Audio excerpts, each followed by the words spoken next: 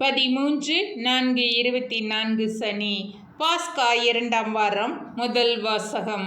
நற்சான்று பெற்றவர்களும் தூய ஆவி நிறைந்தவர்களுமான 7 தேர்ந்தெடுத்தார்கள். திருத்தூதர் பணிகள் நூலிலிருந்து வாசகம்.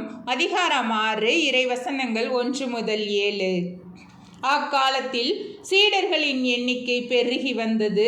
அப்போது கிரேக்க மொழி பேசுவோர் தங்களுடைய கைம்பெண்கள் அன்றாட பந்தியில் முறையாக கவனிக்கப்படவில்லை என்று எபிரேய மொழி பேசுவோர்களுக்கு எதிராக முணுமுணுத்தனர். எனவே 12 திருத்தூதரும் சீடர்களை ஒருங்கே வரவழைத்து, நாங்கள் கடவுளது வார்த்தையை கற்பிப்பதை விட்டுவிட்டு பந்தியில் பரிமாறும் பணியில் ஈடுபடுவது முறையல்ல. ஆதலால் அன்பர்களே, உங்களிடம் இருந்து நற்சான்று பெற்றவர்களும் தூய ஆவி அருளும் வல்லமையும் ஞானமும் நிறைந்தவர்களுமான 7 கவனமாய் தேர்ந்தெடுங்கள். அவர்களை நாம் இந்த பணியில் நியமிப்போம்.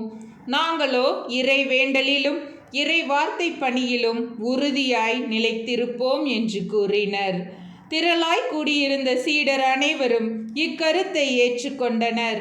அதன்படியே அவர்கள் நம்பிக்கையும் தூய ஆவியும் நிறைந்த ஸ்தேவான், பிலிப்பு, பிரக்கோர், நிக்கானோர், தீமோன், பர்மனா, யூதம் தழுவிய அந்தியோக்கிய நகரத்து நிக்கோலா என்பவர்களை தேர்ந்தெடுத்து அவர்களை திருத்தூதர் முன்னால் நிறுத்தினார்கள்.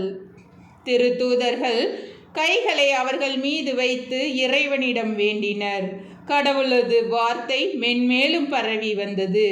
சீடர்களின் எண்ணிக்கை எருசலேம் நகரில் மிகுதியாக பெருகி கொண்டே சென்றது. குருக்கள் பெருங்கூட்டத்தினரும் இவ்வார்த்தைக்கு கீழ்ப்படிந்து நம்பிக்கை கொண்டனர். ஆண்டவரின் அருள்வாக்கு. கிறிஸ்துவே உமக்கு புகழ்.